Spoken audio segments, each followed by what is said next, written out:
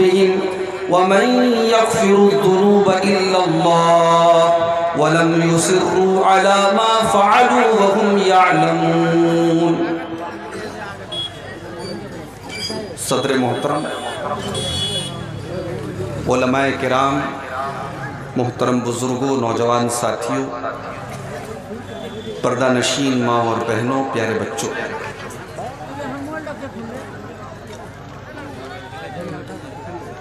सबसे पहले मैं आप सबसे माजरत चाहता हूँ, बड़ी ताख़ीर के साथ आपके पास पहुँचा।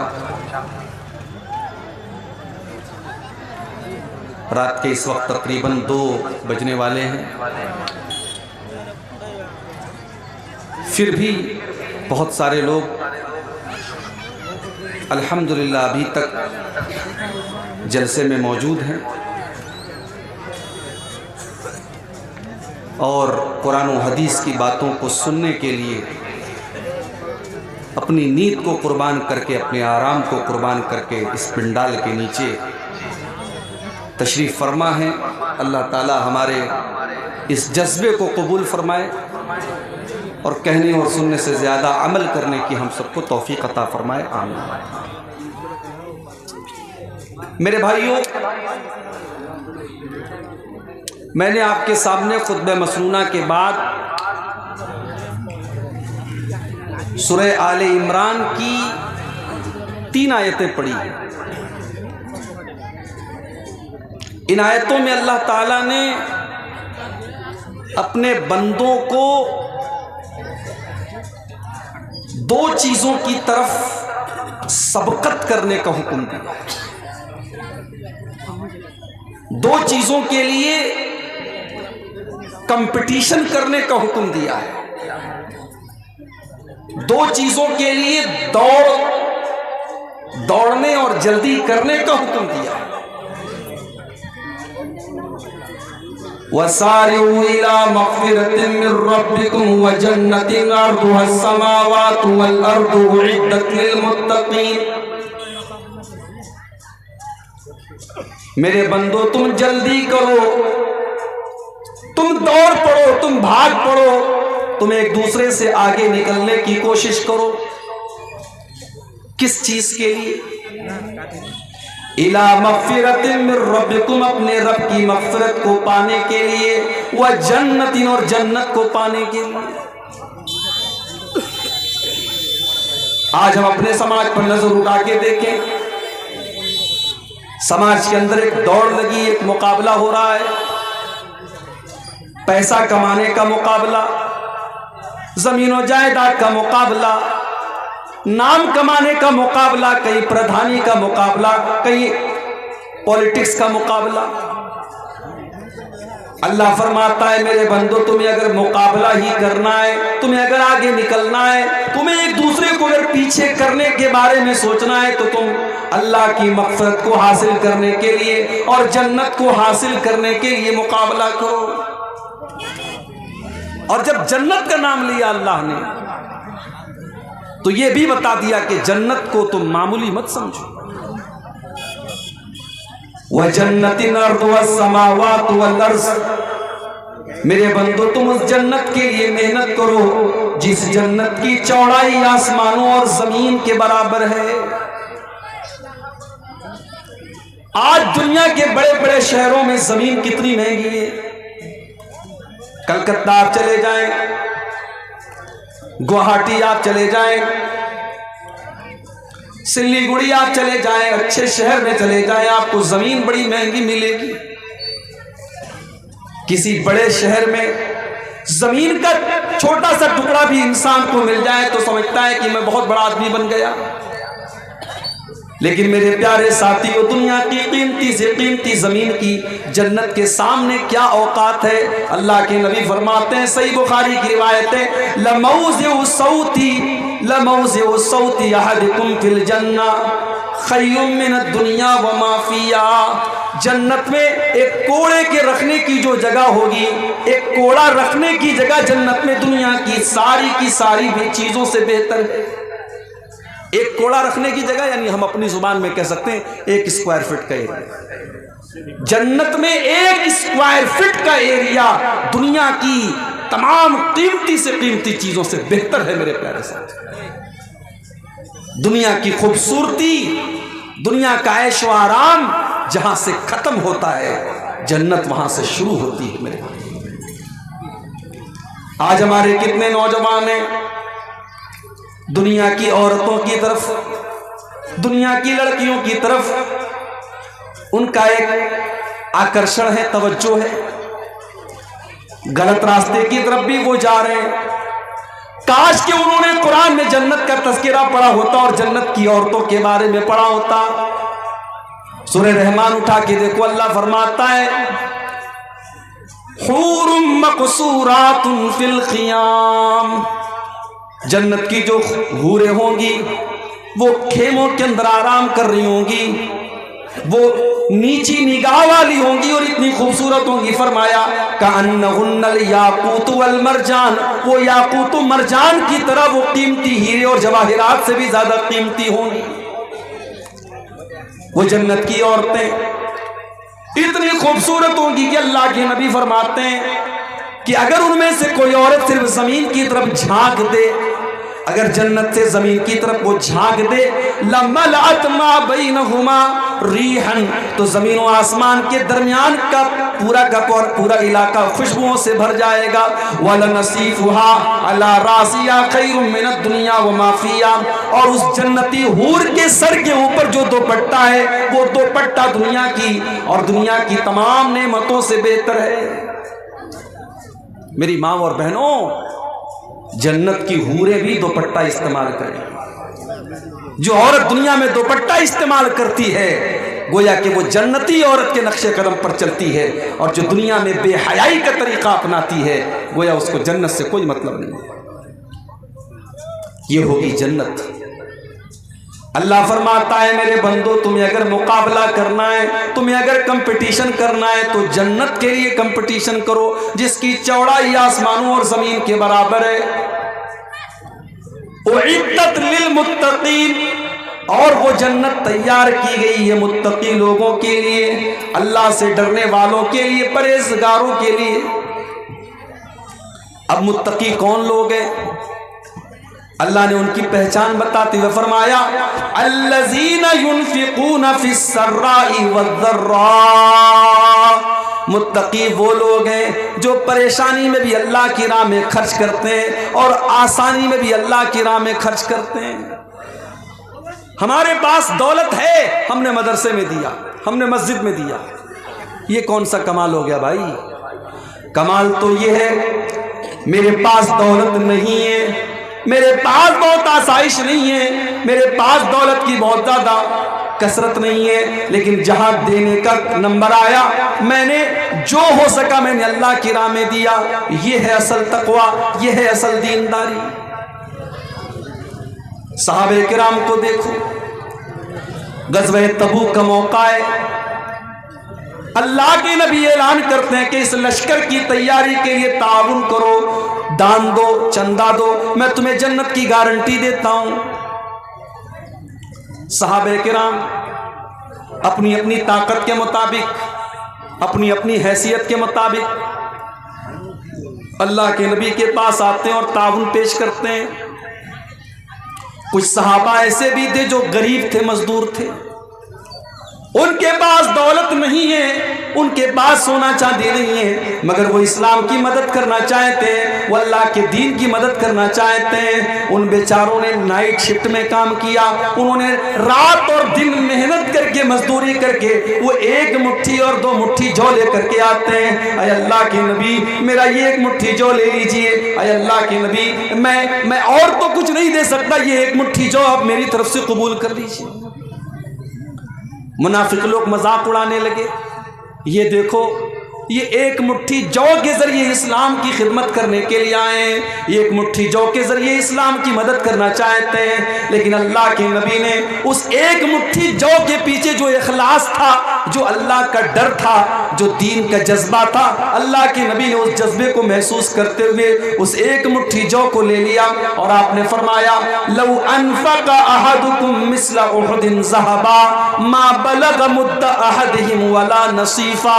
ओ लोगो, इस एक मुट्ठी जौ की कीमत तुम क्या जानो? अगर तुम उहुद पहाड़ के बराबर भी सोना खर्च कर दो तो इस एक मुट्ठी जौ का मुकाबला नहीं कर सकते। ये है तकवा, ये है दीनदारी। अल्लाह ने फरमाया मेरे मुत्तकी बंदे वो हैं जो आसानी में भी अल्लाह की राह में खर्च करते हैं, परेशानी में भी अल्लाह की राह में खर्च करते हैं। इसीलिए अल्लाह के नबी फरमाते हैं कि तुम अल्लाह को अपने अच्छे दिनों में पहचानो, अल्लाह को अपने अच्छे दिनों में पहचानो। या रिफ्का फी शिद्दा, तुम्हारे बुरे दिनों में अल्लाह तुमको पहचानेगा। इंसान के पास जब अच्छा दिन आता है, जब दौलत आती है, जब ऐशो आराम की ज़िंदगी गुजारता है, तब उसे अल्लाह याद नहीं आता है। जब परेशानी आती है, जब बीमारी आती है, जब दुख और तकलीफें आती हैं, तब अल्लाह याद आता है। अल्लाह के नबी फरमाते हैं अपने परवरदिगार को तुम अपने अच्छे दिनों में याद करो, यारिफ का फिर शिद्दा, वो बुरे दिनों में तुम्हें याद रखेगा। तो मुत्तकी लोग वो होते हैं जो अच्छे और बुरे तमाम दिनों में अल्लाह की राह में खर्च करते हैं। वल काज़िमीन अल गैज़, और मुत्तकी लोग वो होते हैं जो गुस्से को पी जाने वाले होते हैं। आज कितने मर्डर हो जाते हैं गुस्से की वजह से, कितनी तलाक हो जाती है गुस्से की वजह से, कितना शौहर बीवी के ऊपर हाथ उठा देता है गुस्से की वजह से। मेरे प्यारे साथियों, गुस्सा आना नेचुरल है, मगर गुस्से को कंट्रोल किया जाए, गुस्से को दबा लिया जाए। इसलिए अल्लाह के नबी फरमाते हैं लैसा शदीदु बिस्सुरा इन्नमा शदीदुल लज़ी यमलिकु नफ्सहु इंदल गज़ब। पहलवान वो नहीं है, बहादुर वो नहीं है जो कुश्ती में दुश्मन को पछाड़ दे। बहादुर तो वो है जो गुस्से के टाइम अपने आप को कंट्रोल कर ले। वल काज़िमीन अल गैज़, गुस्से को पी जाने वाले होते हैं। वल आफ़ीना अनिन नास, और मेरे मुत्तकी बंदे वो हैं जिनके लिए मैंने जन्नत तैयार करके रखी है। ये वो लोग हैं जो लोगों को माफ कर देते हैं, दरगुजर कर देते हैं। भाई जिंदगी में ऐसा नहीं है कि हर चीज आपके मन के मुताबिक हो। कभी आपकी बीवी ऐसा कोई काम कर देगी जो आप नहीं चाहते, कभी आपके बच्चे कुछ ऐसा काम कर देंगे जो आपकी मर्जी के खिलाफ है, कभी दोस्तों से अनबन हो जाएगी, कभी पड़ोसियों से झगड़ा हो जाएगा। आप हमेशा इस कुरान की आयत को अपने सामने रखें, वल आफीना अनिन नास, लोगों की गलतियों को माफ कर दिया करें, दरगुजर कर दिया करें। नबी अकरम की सीरत उठा करके देखो, आपके ऊपर मक्का वालों ने कौन कौन से जुल्म और सितम के पहाड़ नहीं तोड़े। आप नमाज पढ़ रहे हैं, आपके ऊपर ऊंटनी की बच्चादानी ला के रख दी जाती है, आपकी गर्दन में चादर डाल करके आपका गला दबाने की कोशिश की जाती है, आपकी बेटी ज़ैनब के ऊपर ऐसा हमला किया जाता है कि उनका इंतकाल हो जाता है, आपकी बेटियों को तलाक दे दी जाती है, आपको मक्के से निकलने पर मजबूर किया जाता है, आपको ताइफ में पत्थर मारे जाते हैं। सारी तकलीफों को आपने बर्दाश्त किया और आपने माफ कर देने की वो मिसाल कायम की कि सारी इंसानियत को मिसाल पेश करने से कासिर है। जब मक्का फतह हुआ और आपको मक्का वालों के ऊपर पूरा पावर और पूरा कंट्रोल हासिल हो गया, आप चाहते तो बदला ले लेते, आप चाहते तो इंतकाम ले लेते, आप चाहते तो एक एक जुर्म की सजा उनको दे देते, लेकिन आपने वही जवाब दिया जो हजरत यूसुफ अलैहिस्सलाम ने अपने भाइयों को दिया था, ला तस्रीब अलैकुमुल यौम। आपने फरमाया मुहम्मदुर रसूलुल्लाह किसी से कोई बदला न लेंगे, किसी से कोई इंतकाम न लेंगे। इज़हबू अंतुम तुलका, जाओ तुम सब के सब आजाद हो। आपने सबको माफ कर दिया। हम उस नबी के मानने वाले। वल आफीना अनिन नास, जालिम से लिया जुल्म का बदला न किसी वक्त, मारा भी तो अखलाक की तलवार से मारा। अल्लाह के नेक बंदे माफ कर देते। दारोगा मत बनो। अगर आपको अल्लाह ने किसी के ऊपर कंट्रोल दिया है तो आप दारोगा मत बनो, आप माफ कर दिया करो, लोगों की गलतियों से दरगुजर कर दिया करो। वल्लाहु युहिब्बुल मोहसिनीन, और अल्लाह ताला एहसान करने वालों को, नेकी करने वालों को पसंद फरमाता है। वल्लज़ीना इज़ा फ़अलू फ़ाहिशतन औ ज़लमू अनफुसहुम, और अल्लाह ने फरमाया मेरे मुत्तकी बंदे वो होते हैं जब उनसे कोई गलत काम हो जाता है, जब कोई नाज़ेबा काम हो जाता है, उनसे कोई गुनाह हो जाता है, औ ज़लमू अनफुसहुम, या वो अपनी जान के ऊपर जुल्म कर लेते हैं। गुनाह करने वाला सबसे पहले अपनी जान पर जुल्म करता है। गुनाह करके आप दूसरे का नुकसान बाद में करते हैं, पहले अपना नुकसान करते हैं। इसीलिए हमारे बाप आदम ने और हमारी माँ हव्वा ने जब अल्लाह से तौबा की तो किन अल्फाज में की? रब्बना ज़लमना अनफुसना व इन लम तग़फिर लना व तरहमना लनकूनन्ना मिनल खासिरीन।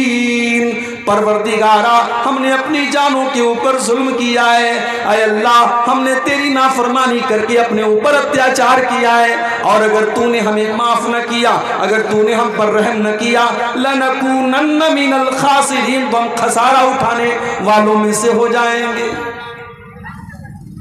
तो अल्लाह कह रहा है कि मेरे मुत्तकी बंदे वो हैं जब उनसे कोई गुनाह हो जाता है या वो अपनी जान पर जुल्म कर लेते हैं, ज़करुल्लाह, तो अल्लाह को याद करते हैं, वो अल्लाह को याद करते हैं, फस्तगफरू लिज़ुनूबिहिम, और अपने गुनाहों की माफी मांगते हैं। अगर ये चीज हमारे अंदर है, अगर गुनाह करने के वक्त अल्लाह याद आता है, तो समझ जाओ कि दिल के अंदर ईमान की गुंजाइश मौजूद है, समझ जाओ कि दिल के अंदर ईमान की रोशनी मौजूद है। और अगर गुनाह करने के बाद अल्लाह याद नहीं आता है, बल्कि गुनाह करने के बाद इंसान और डिटाई करता है और जुरात करता है और अपने गुनाह के ऊपर फख्र करता है, तो समझ जाओ कि दिल के ऊपर मुहर लग चुकी।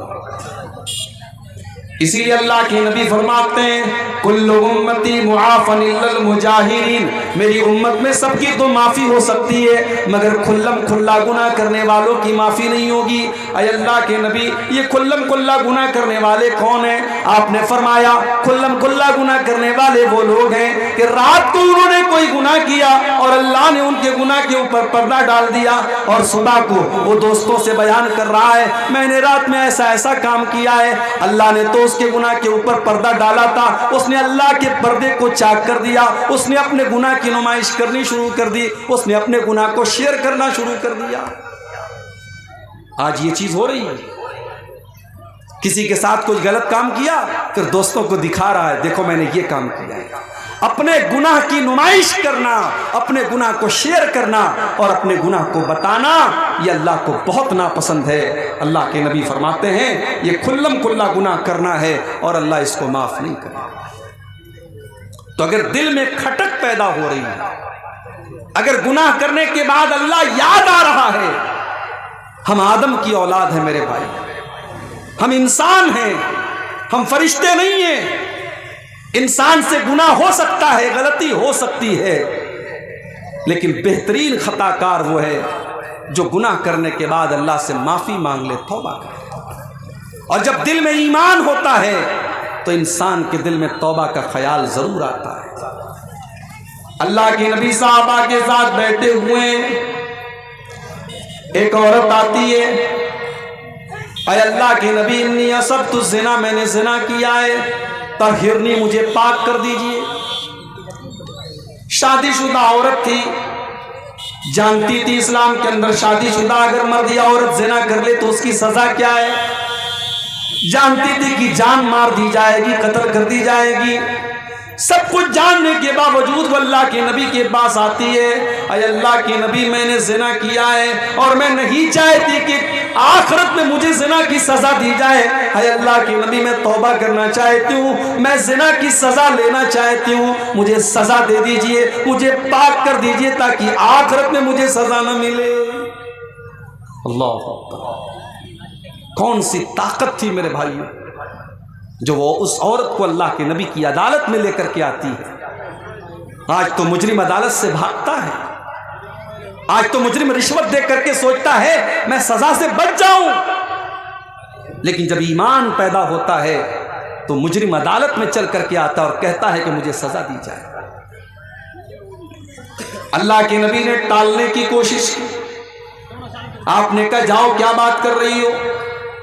उसने कहा मुझे टालने की कोशिश न कीजिए, मैंने जिना किया है और मैं उसका सबूत भी लेकर के आई हूं। मैं हमल से हूं, मैं पेट से हूं। अल्लाह के नबी मुझे जिना की सजा दे दीजिए। आपने कहा ठीक है, जाओ जाओ, जब बच्चा पैदा हो तब आना, जाओ जब बच्चा पैदा हो तब आना, तुमको हम अभी सजा नहीं दे सकते। 9 महीने का टाइम दे दिया अल्लाह के नबी, 9 महीने का टाइम दे दिया। भाग सकती थी, कोई रिकॉर्ड नहीं रखा अल्लाह के नबी ने, कहीं नाम नहीं नोट किया, सहाबा को उसका नाम लिख करके नहीं दिया, उसको 9 महीने का मौका दे दिया, जा तू भाग सकती है तो भाग जा। 9 महीने गुजर गए, बच्चे का जन्म हुआ, बच्चे को गोद में लेकर के आती है।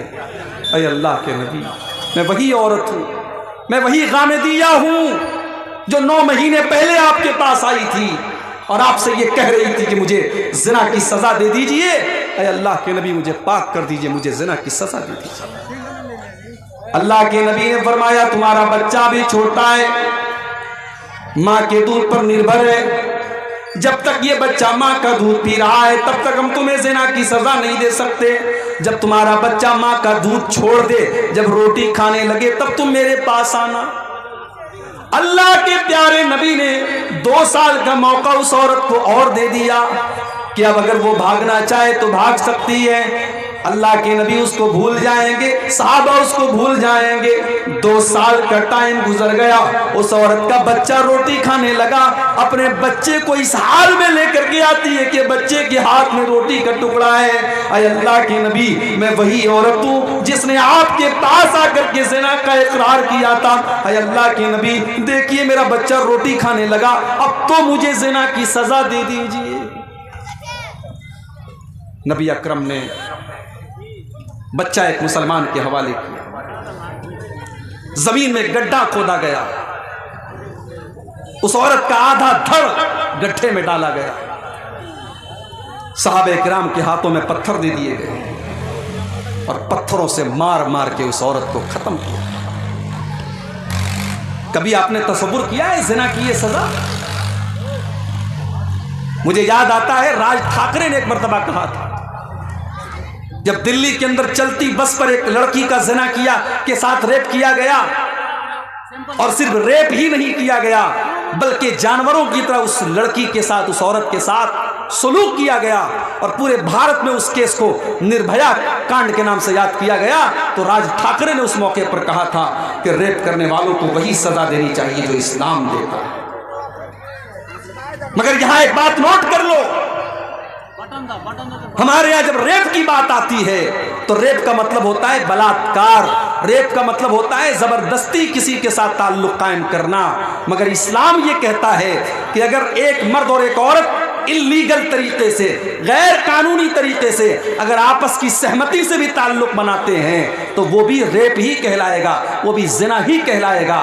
ये अलग बात है कि हमारी अदालतों में अगर आपस में सहमति से ताल्लुक कायम होता है तो उसको रेप नहीं माना जाता है, मगर इस्लाम की नज़र में अगर बगैर शादी के और बगैर शरई तरीके के अगर मर्द और औरत का मिलन होता है तो वह जिना ही कहलाएगा, चाहे वो सहमति के जरिए हो चाहे वो ज़बरदस्ती हो, और दोनों को सजा दी जाए। हाँ, ज़बरदस्ती होगी तो रेप करने वाले को सजा मिलेगी, औरत को नहीं मिलेगी, लेकिन आपस की सहमति से हुआ है जिना तो दोनों को सजा मिलेगी। अगर कुंवारे लोग जिना करेंगे तो 100 कोड़े की सजा दी जाएगी और 1 साल के लिए शहर से निकाल दिया जाएगा, और अगर शादीशुदा मर्द और औरत जिना करेंगे तो इस्लामी कानून के अंदर सजा यह है कि उसको पत्थरों से मार मार के खत्म कर दिया जाए। जब उस औरत को जिना की सजा दी जा रही थी, हदीस के अल्फाज है, हजरत खालिद बिन वलीद रज़ी अल्लाह ताला अन्हु भी पत्थर मारने वालों में शामिल थे।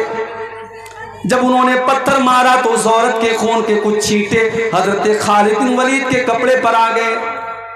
उनकी जुबान से कुछ नासेबा कलमात उस औरत के बारे में निकल गए कि कैसी नापाक औरत के खून के छींटे मेरे कपड़े पर आ गए। अल्लाह के प्यारे नबी के कानों में हजरत खालिद बिन वलीद के जुमले पड़ गए। आपने फरमाया महलन या खालिद, ऐ खालिद खबरदार खबरदार, लक़द ताबत तौबतन लौ ताबा साहिब मुहसिन लगुफिर लहू। ऐ खालिद, इस औरत ने इतनी सच्ची तौबा की है, अगर कोई चोर, कोई डाकू, कोई लुटेरा भी अगर ये तौबा कर लेता तो अल्लाह उसको माफ कर देता। और एक हदीस के अल्फाज में यह है कि अगर मदीना के 70 गुनहगार भी ये तौबा कर लेते तो अल्लाह ताला 70 गुनहगारों की तौबा को कबूल कर लेता। इसने इतनी पावरफुल तौबा की है। गुनाह का होना ये बड़ी बात नहीं है, गुनाह के बाद इंसान तौबा कर ले ये बड़ी बात है।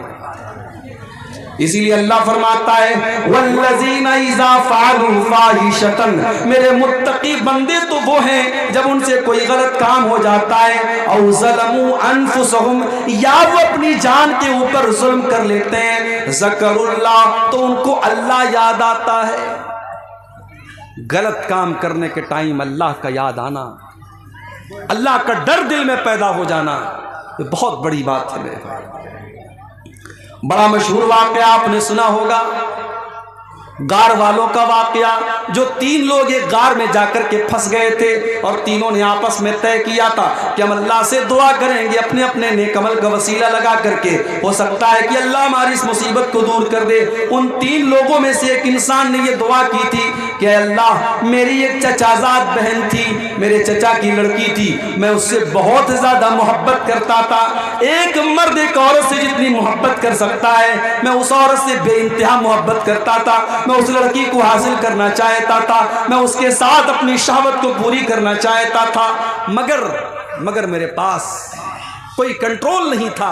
उसको पाने की कोशिश कर रहा था लेकिन मैं हासिल नहीं कर पा रहा था। एक मर्तबा सूखा पड़ गया, कहत साली पड़ गई, और वो गरीब लड़की थी, गरीब औरत थी, वो मेरे पास आती है, मुझसे मदद मांगती है और मैं उसको 100 दीनार देने का वादा करता हूँ।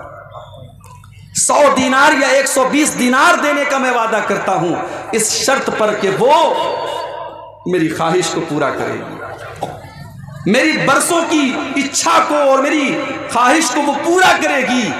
अय अल्लाह, उस औरत के साथ मैं गलत काम करने के लिए तैयार हो गया, और जब ऐन मौके पर मैं उस औरत के साथ अपनी ख्वाहिशात को पूरा करना चाहता था और मैं उस औरत के साथ जिना करने वाला, तबक्कारी करने वाला था, ऐन मौके पर उस औरत की जुबान से निकला, इत्तक़िल्लाह वला तफ़ुज़्ज़ल ख़ातम इल्ला बिहक़्क़िही, अल्लाह से डर, और जिस चीज का तुझे इख्तियार नहीं है, जिस चीज की अल्लाह ने तुझको इजाजत नहीं दी है, उस चीज का तू इस्तेमाल न कर।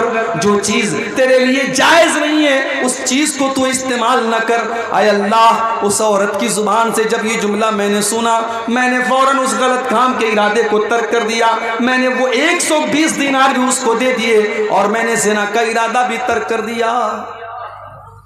आय अल्लाह, अगर ये अमल मैंने तेरे डर से किया था तो आय अल्लाह तू आज इस मुसीबत को दूर कर दे। बुखारी शरीफ के अल्फाज हैं, अल्लाह तबारक व तआला ने उन तीनों लोगों की दुआओं की वजह से उनको गार से नजात दे दी और बचा लिया। मेरे प्यारे साथियों, ये होता है गुनाह के टाइम अल्लाह का डर अगर आपके अंदर है तो इस बात की दलील है कि कहीं ना कहीं आपके दिल में ईमान मौजूद है। अल्लाह ने फरमाया, जब उनसे कोई गलत काम हो जाता है तो वो अल्लाह को याद करते हैं, वलम युसिर्रू अला मा फ़अलू वहुम यअलमून, और वो अपने गुनाह के ऊपर जमे नहीं रहते हैं, अपने गुनाह के ऊपर वो डटे नहीं रहते हैं। अच्छा, तौबा का मतलब क्या होता है? कभी आपने गौर किया इस पर? तौबा किसको कहते हैं? बहुत सारे लोग ये समझते हैं कि तौबा का मतलब या अल्लाह तौबा, या अल्लाह तौबा, या अल्लाह तौबा। अगर कोई जुबान से कह दे तौबा होगी, नहीं साहब, ये तौबा नहीं है। ड्रीम 11 खेलना कैसा है और अगर जीत गए तो उसका इस्तेमाल कहाँ किया जाए?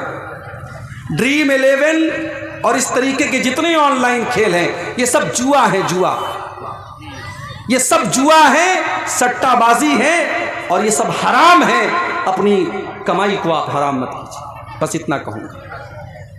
हलाल के बहुत सारे रास्ते हैं, बिजनेस कीजिए, नौकरी कीजिए, मेहनत कीजिए, हलाल का 100 रुपया कमाइए, वो हराम के 1000 रुपये से बेहतर है। ये ड्रीम 11 वगैरह के ड्रीम के चक्कर में मत पड़िए। ये सब जुआ खिलाया जा रहा है नौजवानों को, ऑनलाइन जुआ खिलाया जा रहा है। पहले ऑफलाइन होता था, अब ऑनलाइन जुआ खिलाया जा रहा है। तो अल्लाह की बारगाह में गुनाह करने के बाद जो मुत्तकी लोग होते हैं वो गुनाह के ऊपर डटे नहीं रहते हैं, इसरार नहीं करते हैं, वो अपने गुनाह का इकरार करते हैं, अल्लाह की बारगाह में माफ़ी मांग लेते हैं। मेरे प्यारे नौजवान साथियों, आज कितने नौजवान हैं वो गलत काम कर रहे हैं मगर उनको ये एहसास नहीं है, उनको ये एहसास नहीं है कि हम गलत काम कर रहे हैं। तौबा करने का ख्याल भी उनके दिल में नहीं आता है। आओ मैं तुमको बताऊं कि तौबा किसको कहते हैं। तौबा 4 चीज़ों का नाम है। कभी गाड़ी चलाई आपने, कार चलाई है? कार आप जब चलाते हैं तो कार को जब पलटाते हैं, आप जब यू टर्न लेते हैं तो यू टर्न लेने का नाम है तौबा। तौबा का मतलब होता है यू टर्न लेना, तौबा का मतलब होता है पलट के आ जाना। इसका मतलब यह हुआ कि जब एक इंसान ने गलत काम किया तो वो सीधे रास्ते से भटक गया था, और जब उसने तौबा किया तो उसने यू टर्न ले लिया, उस सही रास्ते पर वापस लौट के चला। आजकल बड़ा एक मुद्दा गरमाया हुआ है। मौलाना अरशद मदनी ने कह दिया कि साहब भारत में तो सारे लोग मुसलमान थे, इसलिए जो लोग इस्लाम को छोड़ करके कोई और मजहब में चले गए वो घर वापसी करें, हमें घर वापसी करने की जरूरत नहीं है। इसलिए कि सबसे पहले इंसान जिनको कुरान ने आदम कहा है और वेदों में मनु कहा गया है, और मनु की औलाद मनुष्य है और आदम की औलाद आदमी है, इंसान है, तो आदम अलैहिस्सलाम तो मुसलमान थे, इस्लाम के फॉलोवर थे, लिहाजा इस दुनिया का सबसे पहला धर्म इस्लाम है। और हमारे उस्ताद मोहतरम अल्लामा रईस अहमद नदवी रहमतुल्लाह अलैह की तहकीक के मुताबिक हज़रत आदम अलैहिस्सलाम जब दुनिया में आए थे तो इसी भारतवर्ष में आए थे, भारत की सरजमीन पर आए थे। लिहाजा भारत का सबसे प्राचीन अगर कोई धर्म है तो वो इस्लाम है। लिहाजा इस्लाम को छोड़कर किसी और मजहब में जो लोग गए हैं उनको घर वापसी करने की ज़रूरत है, मुसलमान को घर वापसी करने की ज़रूरत नहीं है। और एक बात आपको और बताऊं, जब बच्चा पैदा होता है, बच्चा यहूदी नहीं होता है, इस्लाम पर होता है, बच्चा हिंदू नहीं होता है, बच्चा मुशरिक नहीं होता है, बच्चा तौहीद पर पैदा होता है। अल्लाह के प्यारे नबी फरमाते हैं कुल्लु मौलूदिन यूलदु अलल फित्रा, हर बच्चा फितरत पर और इस्लाम के ऊपर पैदा होता है। फ़अबवाहु युहव्विदानिही व युनस्सिरानिही व युमज्जिसानिही, उसके माँ बाप उसको यहूदी बनाते हैं, माँ बाप ईसाई बनाते हैं, माँ बाप मजूसी बनाते हैं, माँ बाप मुशरिक बनाते हैं। इसका मतलब यह हुआ कि इस्लाम नेचुरल तरीका है, जिस तरीके पर अल्लाह ने इंसान को पैदा किया है वो इस्लाम का तरीका है। और जब इस्लाम को छोड़ता है कोई तो वो गलत रास्ते पर जाता है। इसीलिए सच्चे रास्ते पर लौट आने को तौबा कहा जाता है। और याद रखिए, तौबा के अंदर 3 चीज़ें पाई जानी ज़रूरी है। इसको नोट कर लीजिए, आज की तकरीर की सबसे इंपॉर्टेंट बात इसको समझ लीजिए कि अगर कोई आपसे पूछे कि भाई तौबा किसको कहते हैं तो आप बता दीजिए कि तौबा के अंदर 3 चीज़ों का होना ज़रूरी है। नंबर 1, सबसे पहली चीज़ तौबा के अंदर नदामत होनी चाहिए। मैंने गलत काम किया है, ये काम सही नहीं था। और इसीलिए जो बिदात करने वाले होते हैं उनके अंदर तौबा करने का ख्याल बहुत मुश्किल से आता है। अभी मैं कलिया चक से आपके इस गांव तक आ रहा था, चिलमारी तक आ रहा था, रास्ते में साहब टोपी लगा करके और कब्रिस्तान पे खड़े होकर के सलाम पढ़ा जा रहा है। रास्ते भर ये मंजर मुझको मिला। और जब कटिहार स्टेशन मैंने क्रॉस किया और कटिहार का जब ब्रिज आया है तो देखा हमारा नौजवान बेचारा जो है वो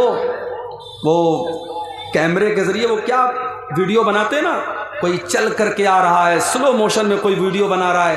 यानी शबे बारात की रात ये भी हो रहा है। कोई इबादत कर रहा है, कोई बेचारा सेल्फी ले रहा है, कोई स्लो मोशन में वीडियो बना रहा है।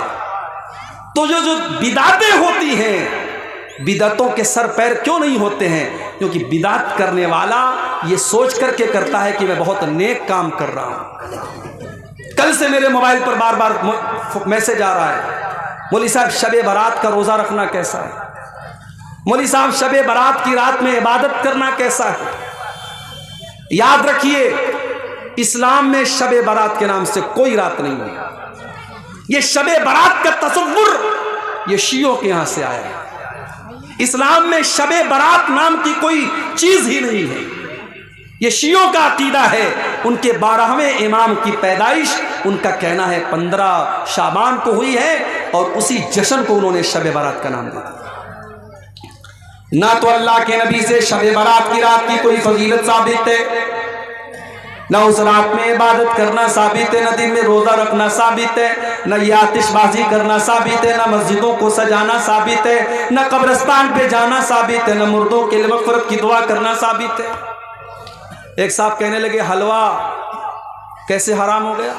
सूजी जायज़ है, चीनी जायज़ है, देसी घी जायज़ है, नारियल और जायज़ है, और आप कहते हलवा हराम है। सबको मिक्स कर दिया तो हलवा बन गया, आप कहते हलवा हराम है। मैंने कहा भाई हलवा हराम नहीं है, हलवा हराम नहीं है। हलवा यकीनन बहुत अच्छी चीज़ है, हमको भी खिलाइए, हम भी खाएंगे, मगर आप किस अकीदे के मुताबिक बना रहे हैं? आप शबे बारात पर बना रहे हैं तो क्यों बना रहे हैं आप? एक साहब कहने लगे हलवा हम इसलिए बनाते क्योंकि नबी अकरम के दांत टूट गए थे ग़ज़वा उहद में, आपने हलवा खाया तो इसलिए हम हलवा खाते हैं। मैंने कहा भाई साहब ग़ज़वा उहद हुई है शव्वाल में और शबे बारात मना रहे हो शाबान में, तुम 2.5 महीना एडवांस में हलवा खा रहे हो।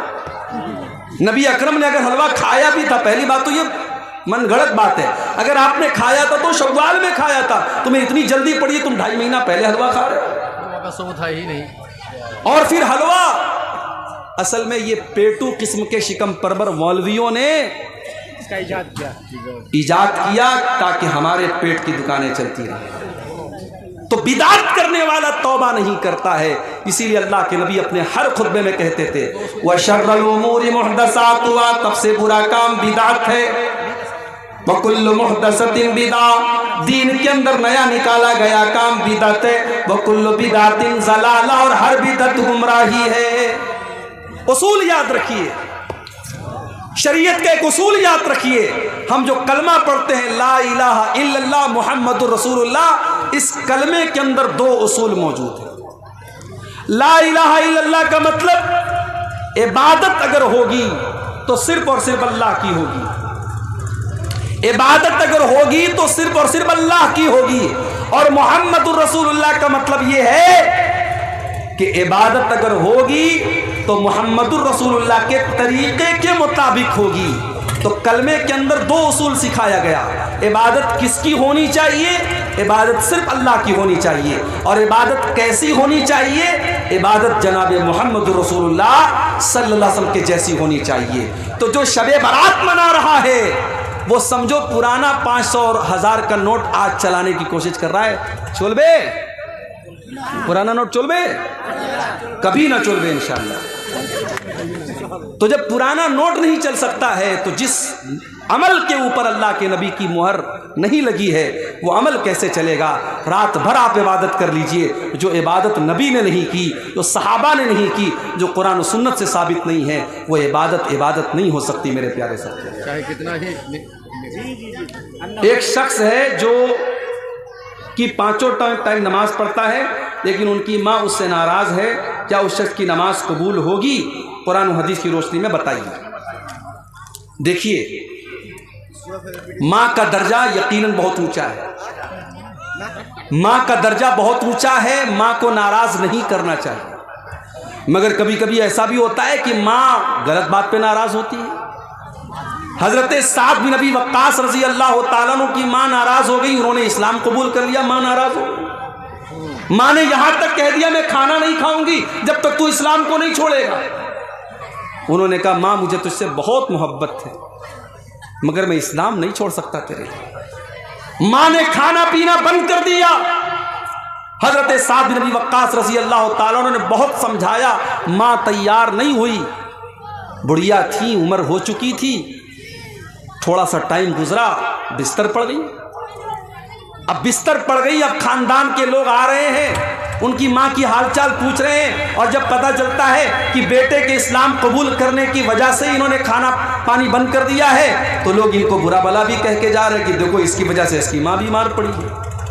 हालत ये हो गई, हजरत साद की माँ आखिरी सांसें लेने लगी, आखिरी सांसें लेने लगी, इंतकाल का टाइम आ गया। हजरत साद ने अपनी माँ से कहा कि अम्मी जान, लहू कानत लकी मियत नफ्सिन, अगर अल्लाह ताला तुझे 100 जिंदगियां दे दे, तेरे अंदर 100 जान पैदा हो जाए और एक एक जान तेरी निकलती चली जाए, और तू मुझसे कह दे कि मैं इस्लाम को छोड़ दूं, तो ऐ मेरी माँ, मैं तेरी जिंदगी को बचाने के लिए इस्लाम को छोड़ने वाला नहीं। माँ समझ गई कि मेरा बेटा मानने वाला नहीं है। माँ ने आखिर में खाना खाया, पानी पिया, और बाद में माँ को भी अल्लाह ने हिदायत दी और बाद में माँ ने भी इस्लाम कबूल। तो माँ नाराज है, अगर सही बात को लेकर के नाराज है तब तो बेटा गुनहगार होगा, लेकिन माँ बिला वजह नाराज है, नाहक नाराज है, बेमतलब की बात पे नाराज है, जिसका कोई सर पैर नहीं है, तो बेटा गुनहगार नहीं होगा। बेटे को चाहिए, अगर माँ नाराज है, गलत बात पर भी नाराज है, बेटा माँ को मनाने की कोशिश करे। लेकिन ऐसा कोई सबूत नहीं है कि माँ नाराज है तो बेटे की नमाज कबूल नहीं होगी। एक बड़ा मशहूर वाक़या है हज़रत अलक़मा का वाक़या, कि उनकी माँ उनसे नाराज़ हो रही थी, तो उनके साथ बड़ा बुरा मसला हो रहा था। उनकी मौत का टाइम आया तो अल्लाह के नबी ने पूछा कि क्या मामला है। पता लगा उनकी माँ उनसे नाराज़ है। जब तक माँ ने माफ़ नहीं कर दिया तब तक उनकी रूह परवाज़ नहीं हुई और उनको चैन नहीं मिला। बहुत मशहूर वाक़या है, मगर वो मनगढ़ंत वाक़या है, मौजू रिवायत है, सही हदीस से साबित नहीं है। लिहाजा इस बात की कोई दलील नहीं है कि माँ अगर नाराज़ है तो बच्चे की दुआ, बेटे की दुआ जो है वो कबूल। सूरह लुक़मान में भी इस सिलसिले में आया था। जी। तो अगर माँ गलत बात पर नाराज़ है तो पहली बात तो उससे कोई मतलब नहीं है। अगर सही बात पर भी नाराज़ है तो बेटे को मनाने की कोशिश करनी चाहिए, उसकी वजह से उसकी इबादत पर कोई फ़र्क नहीं पड़ेगा। तो तौबा की पहली कंडीशन ये है कि आपको एहसास हो कि हाँ मैंने गलत काम किया है। तौबा की दूसरी कंडीशन, आप इस बात का पक्का इरादा करें कि आइंदा आप उस गलत काम को नहीं करेंगे। शराब पीने वाला तौबा कर रहा है शाम को, आए अल्लाह आज के बाद मैं कभी शराब नहीं पीऊंगा, सुबह को फिर शराब पीने लगता है। आइंदा उस गुनाह को पक्का इरादा करे कि मैं नहीं करूंगा, तब तो उसकी तौबा कबूल होगी, वरना तौबा का कोई मतलब नहीं है। और तौबा की तीसरी शर्त कि जिस गुनाह से वो तौबा कर रहा है उस गुनाह को फौरन छोड़ दे, तब उसकी तौबा कबूल होगी। अभी आज एक साहब मुझसे मिले, पता लगा वो नमाज नहीं पढ़ते, गवर्नमेंट नौकरी करते, गवर्नमेंट टीचर हैं, नमाज नहीं पढ़ते। मैंने कहा साहब क्यों नमाज नहीं पढ़ते आप? बोले मौली साहब दुआ कीजिए। मैंने कहा नमाज दुआ पढ़ने से आप नहीं पढ़ेंगे, नमाज आपको पढ़ना होगा, वो मेरे दुआ करने से आप नमाज नहीं पढ़ेंगे। मैंने कहा आपकी गवर्नमेंट जॉब है, सुबह कितने बजे स्कूल जाते? बोले 8 बजे। मैंने कहा मैं दुआ कर देता हूँ अल्लाह आपको स्कूल में पहुँचा दे, आप घर में बैठे रहे, पहुँच जाएंगे क्या स्कूल? आपको जाना पड़ेगा, आपको ड्यूटी देनी पड़ेगी। आप 8 की जगह 8:30 बजे स्कूल नहीं पहुँचते, क्योंकि आपको पता है आपकी सैलरी कट जाएगी, आपकी नौकरी खतरे में आ जाएगी। अभी मेरे साथ इतना बड़ा एक्सीडेंट हुआ, यूपी के अंदर मैं कार से जा रहा था, कार मेरी ट्रक से लड़ गई। मैं रातों रात 350 किलोमीटर का सफ़र करके वापस लौट रहा था। क्यों? क्योंकि मेरी जॉब है, मुझे पढ़ाना है, सुबह मदरसे पहुंचना था। मैं 300 किलोमीटर का सफ़र तय करके, मुझे पागल कुत्ते ने तो नहीं काटा है, मैं रात में भाग रहा हूँ, ड्राइवर को नींद आ रही है, बेचारा किसी तरीके से गाड़ी चला रहा है, लेकिन जॉब का मामला था, मुझे सुबह जाना है। कितने प्रोग्राम हैं, देने के बाद मुझे कैंसिल करना पड़ता है कि नहीं, छुट्टी नहीं मिल पाई, मदरसे का मसला है, इम्तिहान है या कोई और मामला है, हम नहीं आ पाते। तो जो जॉब होती है, जो नौकरी होती है, इंसान उसको निभाता है। और जहां अल्लाह का मामला आता है, जहां नमाज का मामला आता है, वहां लोग कहते हैं मौलवी साहब दुआ करो। दुआ करने से आप नमाज नहीं पढ़ेंगे, आपको खुद पढ़ना पड़ेगा। मेरे प्यारे साथियों, इसीलिए अल्लाह ताला कह रहा है कि नेकी के कामों में सबकत करो। मस्जिद में नमाज पढ़ने जाओ तो सबसे पहली सफ में जाओ। कोशिश करो कि पहली तकबीर में तुम शामिल हो जाया करो, इसलिए कि अल्लाह के नबी फरमाते हैं लौ यालमुन्नासु मा फिल निदाई वस्सफ़िल अव्वली, अगर लोगों को पता चल जाए कि पहली सफ का क्या मकाम है, अगर लोगों को पता चल जाए कि पहली तकबीर का क्या मकाम है, और उस सवाब को हासिल करने के लिए अगर घसीट करके आना पड़े तो लोग घसीट करके आएंगे, मगर पहली सफ में शामिल होंगे। हम क्या करते हैं, हम पीछे वाली लाइन में खड़े होते हैं, नमाज में हम सबसे पीछे होते हैं। मदरसे में चंदा देने की बात आती है, दान देने की बात आती है, हम सोचते हैं सबसे आखिर में हम चंदा दें। पहले देखे प्रधान जी कितना देते हैं, पहले देखे गांव के हाजी साहब कितना देते हैं, गांव के रईस लोग कितना देते हैं, उसके बाद हम देंगे। नहीं मेरे भाई, नेकी के काम में आप पीछे मत रहिए, नेकी के काम में आगे रहिए। हजरत अबू बकर सिद्दीक को देखो, अल्लाह के नबी अपने साहबा के साथ बैठे हुए हैं। आप कहते हैं कि क्या तुम में से कोई ऐसा है जो आज रोजा रख करके आया है? अबू बकर सिद्दीक कहते हैं कि हाँ अल्लाह के नबी, मैं रोजा रख करके आया हूं। आप पूछते हैं क्या कोई ऐसा है जिसने आज किसी गरीब को खाना खिलाया है? अबू बकर सिद्दीक कहते हैं हाँ अल्लाह के नबी, मैंने गरीब को खाना भी खिलाया है। आप पूछते हैं कि क्या कोई ऐसा भी है जिसने किसी मरीज की अयादत की है? हाँ अल्लाह के नबी, मैंने एक मरीज की अयादत भी की है। आप पूछते हैं क्या कोई ऐसा भी है जो किसी मुसलमान के जनाजे में शामिल हुआ है? हाँ अल्लाह के नबी, मैं एक मुसलमान के जनाजे में भी शामिल हुआ हूँ। आपने फरमाया मजतमाना फी इम्रिइन इल्ला दखलल जन्ना, ये सारी की सारी नेकियां अगर एक इंसान एक दिन में 24 घंटे में कर लेता है तो वो जरूर जन्नत में जाएगा, जन्नत में जरूर जाएगा।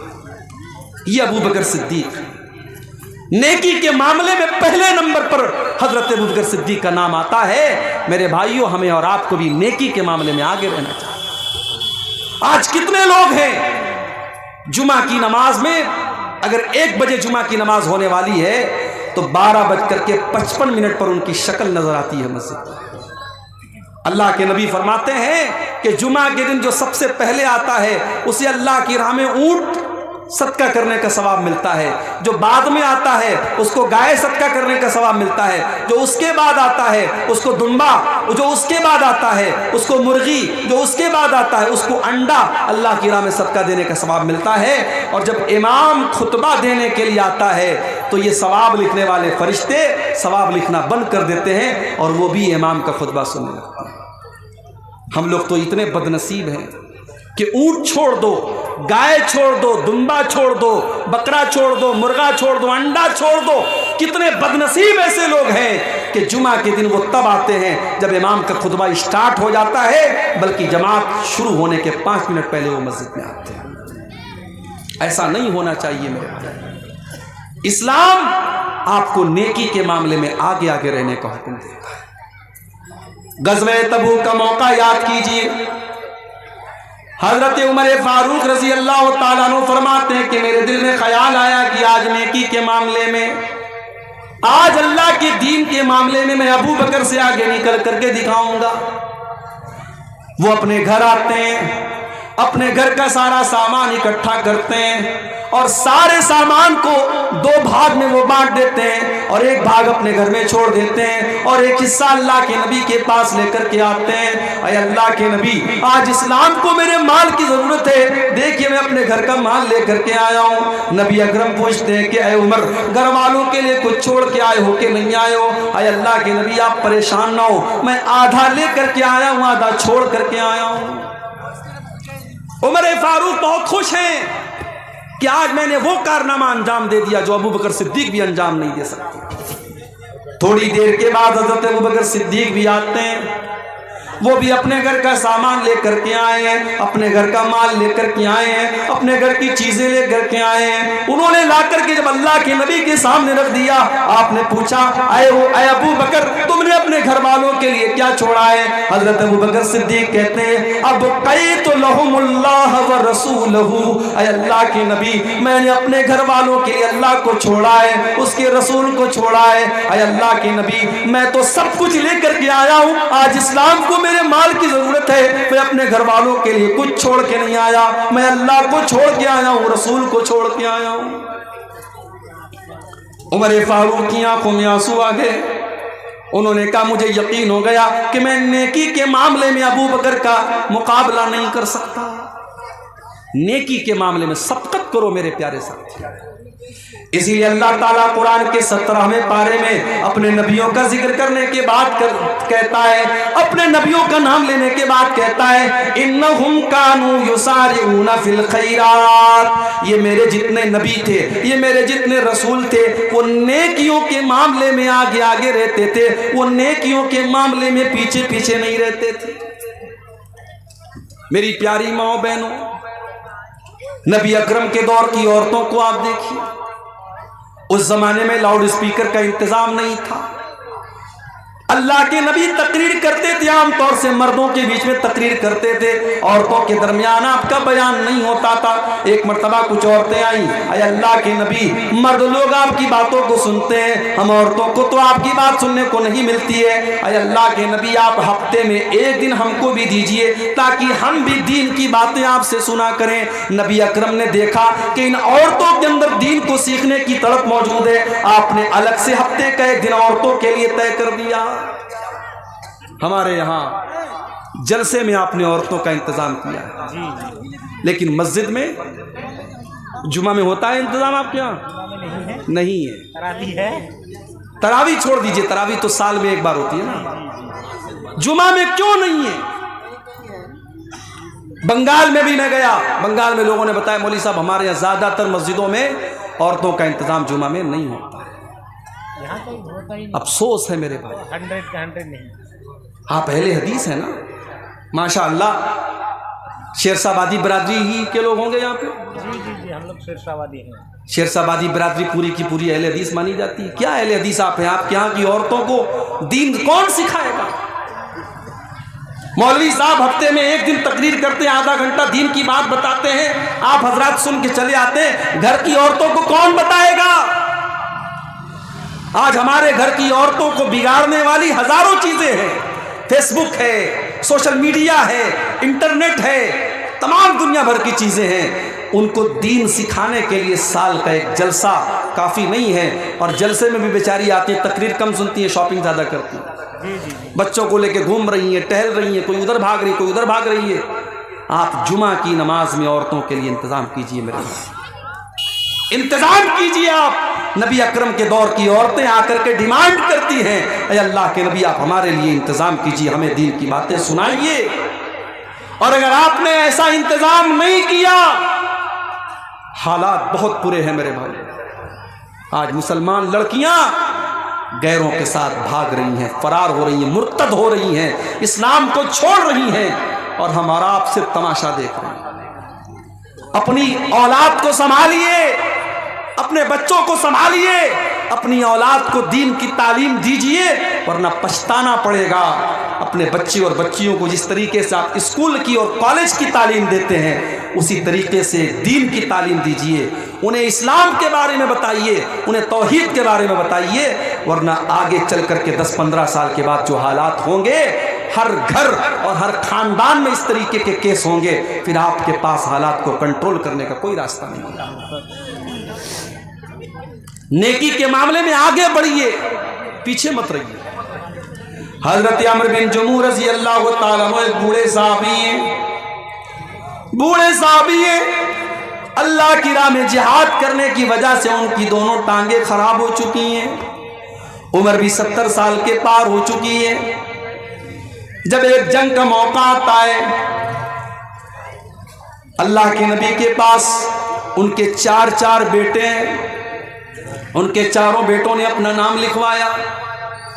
हजरत अमर बिन जमू ने कहा कि अल्लाह के नबी मेरा भी नाम लिख लीजिए। बेटों ने कहा बाजान, आपने सारी जिंदगी इस्लाम की खिदमत की है, आपकी दोनों टांगे इसी में खराब हो चुकी हैं। अरे अब्बाजान, हम आपकी तरफ से जा ही रहे हैं, आपके 4 बेटे अल्लाह की राह में जा रहे हैं। अरे अब्बाजान, आप घर में आराम कीजिए, आपकी जरूरत नहीं है। बाप ने कहा नहीं, ठीक है मैं लंगड़ा हो चुका हूं, ठीक है मेरी टांगे काम नहीं कर रही हैं, मगर मेरे बाजुओं में आज भी ताकत है, मैं दुश्मनों के छक्के छुड़ा सकता हूं, मैं अल्लाह की राह में जिहाद करना चाहता हूं। तुम कौन होते हो मुझे रोकने वाले? बाप इसरार कर रहा है, बेटे मना कर रहे हैं। मामला अल्लाह के नबी के पास आता है। बेटे कहते हैं अल्लाह के नबी मेरे बाप को समझाइए, उनको बताइए, वो तो बूढ़े हो चुके हैं, उनकी दोनों टांगे काम नहीं कर रही हैं। अल्लाह के नबी ने हजरत अम्र बिन जमू से कहा कि आप मत जाइए, आपको ज़रूरत नहीं है। कहा अल्लाह के नबी मैं चाहता हूँ कि मैं इस जंग में जाऊँ और मैं शहीद हो जाऊँ और मैं अपनी इन्हीं लंगड़ी टांगों के साथ मैं जन्नत में चला जाऊँ। नबी अकरम ने उनका जज्बा देखा, उनके दिल का जज्बा देखा। आपने बेटों से कहा जाने दो, इनको अल्लाह की राह में जाने का शौक है, इनके अंदर जज्बे जिहाद है, इनको रोको मत, इनको जाने दो। चुनांचे जंग होती है और हजरत अम्र बिन जमू अल्लाह की राह में जिहाद करते हुए उसी हालत में शहीद हो जाते हैं। ये थे नबी के सहाबा, नेकी के मामले में आगे आगे रहने वाले। हम और आप नेकी के मामले में पीछे रहते हैं, इंतजार में रहते हैं कि हमें कोई जब मोटिवेट करेगा, जब कोई कहेगा तब हम ये काम करेंगे। मेरे प्यारे साथियों, नेकी के मामले में आप आगे बढ़िए। नबी अकरम के सहाबा को आप देखिए, अब्दुल्ला बिन मसूद रज़ी अल्लाह ताला अन्हु बहुत बेहतरीन कुरान पढ़ा करते थे। इतना अच्छा कुरान पढ़ते थे कि एक मर्तबा अल्लाह के नबी रास्ते से जा रहे थे, अब्दुल्ला बिन मसूद के कुरान की तिलावत की आवाज़ आपके कानों में पड़ी। आपने फरमाया जिसको कुरान बिल्कुल ताज़ा ताज़ा सुनना हो वो अब्दुल्ला बिन मसूद के मुंह से कुरान सुन ले। आज है आपके दरमियान ऐसे कुरान पढ़ने वाले हैं? कुरान पढ़ने वाला कोई होता भी है तो उसके फटे कपड़ों की वजह से हमें लगता है ये मदरसे में पढ़ने वाला बच्चा है, हम उसको हकारत की नज़र से देखते हैं। स्कूल में टाई और पैंट और कोट पहन करके जाने वाला हमें अच्छा लगता है, और मदरसे में फटा पुराना कपड़ा पहन करके पढ़ने वाला, दिन भर कुरान की तिलावत करने वाला हमें बुरा लगता है। मेरे प्यारे साथियों, उस स्कूल के सूटेड बूटेड बच्चे से बेहतर है उस मदरसे में पढ़ने वाला मैला कुचैला कपड़ा पहन करके दिन रात कुरान पढ़ने वाला। इसलिए कि अल्लाह के नबी फरमाते हैं खैरुकुम मन तअल्लमल कुरान व अल्लमहु, तुम में सबसे बेहतरीन इंसान वो है जो कुरान को सीखता है और सिखाता है, कुरान को पढ़ता है और पढ़ाता है।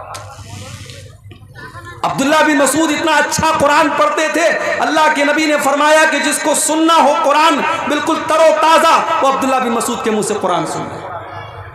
जब अल्लाह के नबी ने ये बात बयान की, हजरत उमर फारूक के दिल में ख्याल पैदा हुआ कि ये बात अब्दुल्ला को बतानी चाहिए। उन्होंने रात के 12 बजे, आधी रात को उन्होंने जाकर के अब्दुल्ला बिन मसूद के दरवाजे को खटखटाया। अब्दुल्ला बिन मसूद ने दरवाजा खोला, देखा हजरत उमर आए। क्या बात है उमर, क्यों आए हो?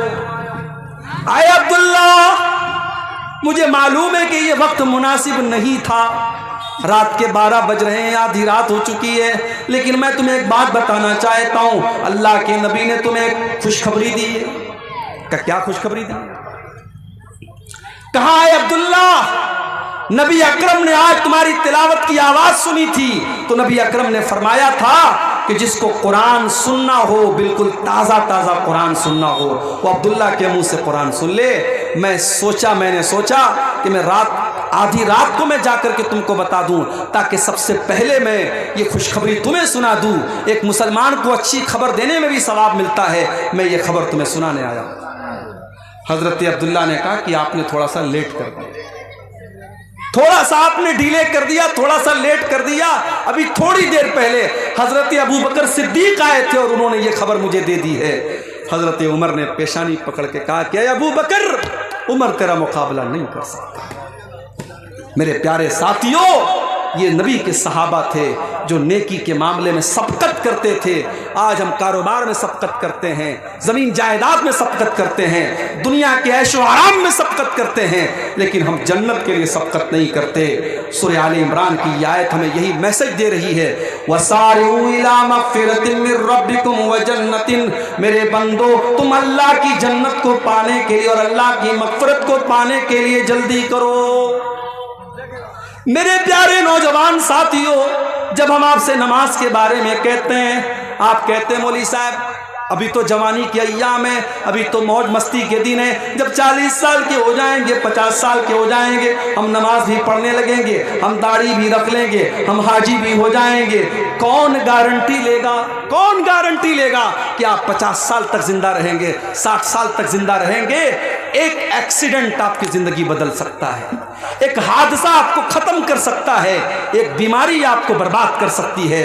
मेरे प्यारे नौजवान साथियों, वमा तदरी नफ्सुम माज़ा तक्सिबु गदा, कोई नहीं जानता कि कल उसके साथ क्या होने वाला है। इसलिए कल न कर, कल का कोई भरोसा नहीं, कल तो कल एक पल का भरोसा नहीं। फिक्र उक़बा की कर आज ही बेखबर, फिक्र उक़बा की कर आज ही बेखबर, कल न कर, कल का कोई भरोसा नहीं, कल तो कल एक पल का भरोसा नहीं। कर इबादत खुदा की जवानी में तू, कर इबादत खुदा की जवानी में तू, कल बुढ़ापा तेरे सर पे आ जाएगा, कल बुढ़ापा तेरे सर पे आ जाएगा। कुव्वते दस्तो पा खत्म हो जाएगी, कुव्वते दस्तो पा खत्म हो जाएगी, फिर इबादत का कोई भरोसा नहीं। कल का कोई भरोसा नहीं है मेरे नौजवान साथियों। नेकी के मामले में सब तक को मिसाल दे दुनिया कि हाँ, ये लड़का नेकी के मामले में आगे रहता है। मस्जिद में नमाज पढ़ने जाओ तो पहली सफ में रहो, इबादत के मामले में सबकत करो। किसी को धोखा देना कैसा है? बहुत अच्छा काम है, दिया करो भाई धोखा। अब ये सब पूछने की बात है। जो इमाम साहब अक्सर झूठ बोले, वालिदैन की नाफरमानी करे और कभी कभार चोरी करे, उसकी इमामत में नमाज पढ़ना कैसा है? लग रहा है इमाम साहब से दुश्मनी हो रही है। ये लग रहा है बिल्कुल कैमरा लगा के बैठा इमाम साहब कितना झूठ बोल रहा है, कितनी नाफरमानी कर रहा है, कितना चोरी कर रहा है। देखिए, इमाम जो होता है, इमाम ऐसे इंसान को बनाना चाहिए जो कुरान अच्छा पढ़ता हो, आलिम हो और दीनदार भी हो। ऐसा कभी कभी होता है कि एक इंसान आलिम है लेकिन दीनदार नहीं है, तो नमाज की इमामत एक ऊंचा मकाम है, ये हर इंसान को नहीं देना चाहिए। तो ऐसे इंसान को इमाम नहीं बनाना चाहिए। अगर ऐसा इंसान इमाम है, नमाज हो जाएगी आपकी नमाज पर कोई फ़र्क नहीं पड़ेगा, मगर ऐसे इंसान को इमाम नहीं बनाना चाहिए जो खुल्लम खुल्ला ये सब काम अगर कर रहा है, झूठ बोल रहा है, वालिदैन की नाफरमानी कर रहा है, चोरी कर रहा है, ऐसे इंसान को इमामत नहीं देना चाहिए। उम्र दराज आदमी का अगर बार बार पेशाब आ जाए और कपड़ा नापाक हो जाए, इलाज और मुआलजा से भी मायूस हो चुका हो, तो ऐसे इंसान को नमाज पूरा करने के लिए क्या तरीक़ा अपनाना चाहिए? बस सीधी सी बात है, फत्तकुल्लाह मस्तताअतुम, अल्लाह से जितना डर सकते हो डरो। जिस इंसान को ये प्रॉब्लम है कि उसका पेशाब रुकता ही नहीं है, कतरा कतरा बहता रहता है, तो अब जाहिर है वो मजबूर है। अगर वो इलाज करा चुका है और इलाज से भी कोई फ़ायदा नहीं हो रहा है, तो ऐसा इंसान नमाज उसी हालत में पढ़ेगा। लेकिन हाँ, हर नमाज के टाइम वो नया वज़ू करेगा। ज़ोहर में मान लो उसने वज़ू किया, बीच में उसको हवा खारिज नहीं हुई, पाखाना करने के लिए वो नहीं गया, लेकिन तब भी असर का टाइम आएगा वो फिर से वज़ू करेगा। इसलिए कि ये बीमारी जिसको है उसके लिए हुक्म है कि वो हर नमाज के टाइम अलग से वज़ू करे। इसी तरीके से बाज़ लोगों को हवा खारिज होने की बीमारी होती है, उनको हर मिनट पर हवा खारिज होती है, वो हर तरीके का इलाज करा चुके हैं लेकिन उनका मसला हल नहीं होता है। तो उनके बारे में भी सही मसला यही है कि वो उसी हाल में नमाज पढ़ेंगे, वज़ू करेंगे और नमाज पढ़ेंगे। ठीक है। जामा मस्जिद में जगह की किल्लत है, मस्जिद के इर्द गिर्द भी जगह खाली नहीं है, इसलिए मस्जिद को दूसरी जगह मुंतकिल करना चाहते हैं। ऐसी सूरत में मस्जिद की पुरानी ज़मीन को फ़रोख्त कर सकते हैं या नहीं, जबकि मुंतकिल शुदा मस्जिद की ज़मीन सिर्फ 250 फीट की दूरी पर है। अब देखिए, ये मसला थोड़ा सा पेचीदा है, इसके बारे में तहकीक करनी पड़ेगी कि अब ये जो सिचुएशन है, जैसे कभी कभी ऐसा होता है कि मस्जिद की जो जगह है वहाँ पे हाईवे निकल रहा है, जी जी, तो हाईवे जब निकलता है या इस तरीके की कोई मजबूरी आती है तो जाहिर है मस्जिद को ट्रांसफ़र करते हैं। तो वो सूरत यहाँ पर भी ऐसा लग रहा है कि अपनाई जा सकती है, जब जगह कम भी है तो ऐसा कर सकते हैं, लेकिन फिर भी इसके बारे में थोड़ी सी तहकीक करने के बाद ही जवाब दिया जा सकता है। इमाम का इंतखाब अवामुन्नास के ज़रिए होगा या आलिमों के ज़रिए होगा? देखिए, अवाम के इंतखाब के लिए कोई शरीयत की शर्त नहीं है। अल्लाह के नबी ने कुछ क्राइटेरिया बता दिया है कि इमाम ऐसा इंसान होना चाहिए जो कुरान को ज़्यादा पढ़ने वाला हो, सुन्नत का जानकार हो, नमाज का तरीका जानने वाला हो। अगर उस क्राइटेरिया पर कोई मोहल्ले में कोई इंसान खरा उतर रहा है, उसको अवाम भी इमाम बना सकती है। कोई ज़रूरी नहीं कि उलमा की एक कमेटी हो वही इमाम बनाए, ऐसा कोई ज़रूरी नहीं है। तो मेरे नौजवानों, ये जो मसला है दीन के अंदर आगे आगे रहने का, इसको हम अपने अंदर पैदा करें। हम बैक बेंचर ना बने। स्कूल में होता है ना, स्कूल में क्लास में पीछे बैठने वाला जो होता है उसको बैक बेंचर बोलते हैं। तो जो बिल्कुल फिसड्डी होता है, जो इम्तिहान में फेल होता है, उसको हम बोलते हैं बैक बेंचर। दीन के मामले में आप बैक बेंचर मत बने, दीन के मामले में आप आगे रहने वाले बने, पहली सफ में रहने वाले बने। यही हम आपसे उम्मीद करते हैं। अल्लाह से दुआ है रब्बुल आलमीन हम सबको नेकियों के मामले में सबकत करने की तौफीक अता फरमाए। रब्बुल आलमीन हमारे गुनाहों को माफ़ फरमाए, नेकियों में आगे आगे रहने की तौफीक दे। आमीन व आखिर दावाना अल्हम्दुलिल्लाहि रब्बिल आलमीन। 15 मिनट कम से कम कलेक्शन कलेक्शन मैं नहीं करता भाई। नहीं ना, आपको मैं देखा है।